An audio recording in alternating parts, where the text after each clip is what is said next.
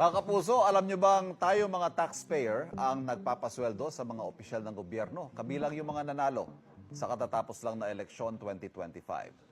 Mula sa Pondo ng Bayan, narito ang sahod nila kada buwan.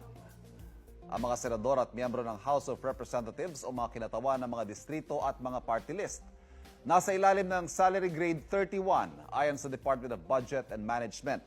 Ang sweldo nila, mahigit 293,000 pesos hanggang mahigit 334,000 pesos kada buwan.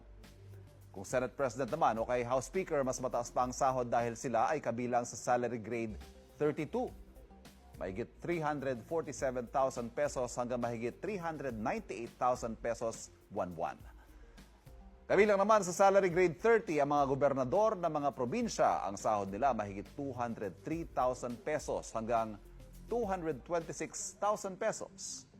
Magkakaiba naman ang sahod ng mga alkalde depende kung saan sila mamumuno. Katulad sa mga gobernador, Salary Grade 30 ang mga city mayor, Salary Grade 27 hanggang 28 naman ang mga municipal mayor.